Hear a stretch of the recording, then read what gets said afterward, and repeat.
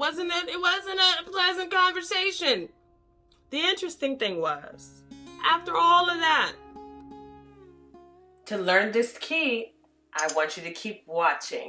There's good stuff ahead. Hello, my name is Myrna, and I'm grateful that you are here. You can thrive after incest, trauma, and loss. I will help you thrive using inner healing, personal development, and high-impact life skills.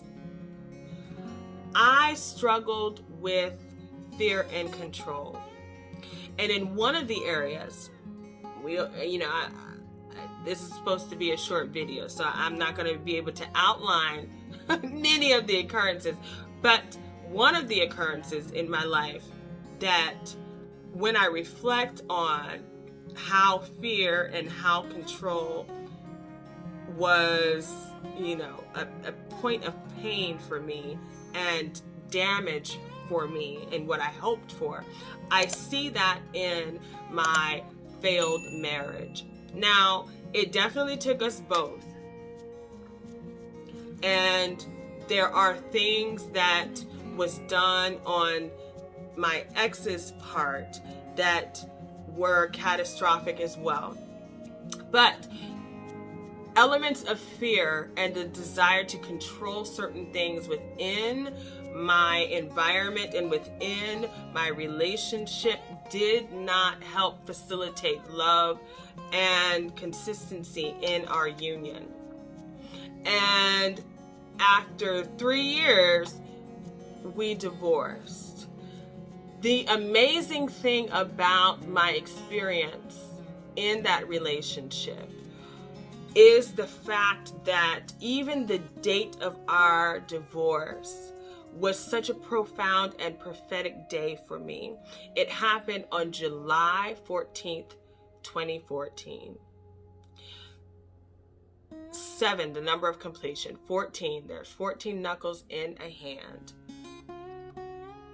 I just really felt and sensed the complete covering and protection and shield of God in that process. And there were many things that were attempted to be taken from me, even during the court hearing. We came in with an agreement. All of a sudden things shifted.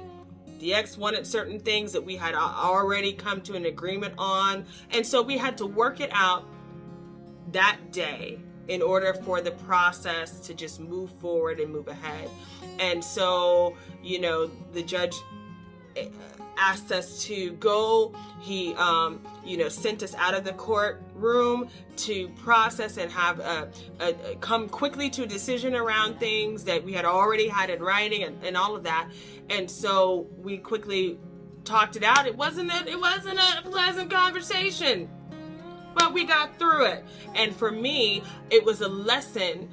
In order for us to come to that secondary agreement, I had to give up my right to be offended, my right to be frustrated, my right to be disappointed. I stepped into the place where I was able to give up control and to compromise for the greater good. The interesting thing was, after all of that, I went home, and at the time we were still living in the house that we had bought together. We were living in separate rooms and all of that. And so the ex, he knocks, he comes into the room, and we're talking, and then he's like apologizing and is like, I got you and blah, blah, blah, blah. And I'm thinking, sir, we've worked this stuff out already in the courtroom. We are, officially divorced at this point. So I just looked at him and was just like, thank you. And he made some pledges and some other commitments and all that other stuff. And essentially, because I recognized that he was not a faithful person, and how I know that is that he had an extramarital affair and all this other stuff that was going on. And so essentially at that point, what he was saying was coming in one ear and out the other.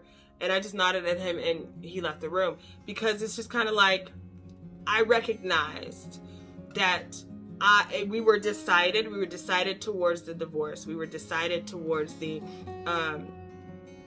arrangement, and we were decided around the alimony. We were decided around so many other different things.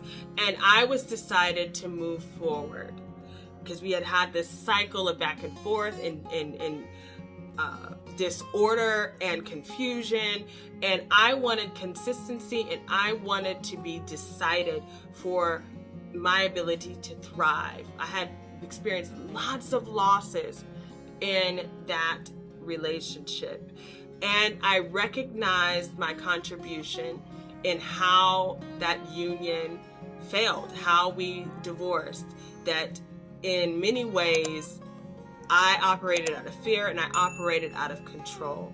And I'm grateful for healing of my heart, wisdom in my mind, decision, and the consistency to move forward and to have what is good in my future. And my roadmap to where I am today and the roadmap to where I'm going in the future is including consistency and a decision to thrive, and consistent action to thrive. And when I tell you that things have turned around, it was such a quick recovery after that particular loss. Be encouraged. If you have experienced a loss, or perhaps you're in the process of divorce, you have experienced incest, you have experienced trauma, I want you to know that your experience of the past, of the fear and the control of the past, is not your future. It's not your destination. It's not your end. Today you can make a decision. You can thrive. You can heal. And you can be one that takes consistent action towards your divine destiny. You can thrive after incest, trauma, and loss. I will help you thrive using inner healing, personal development, and high-impact life skills. I love you, but Jesus will always love you best. Be encouraged. I will talk with you soon.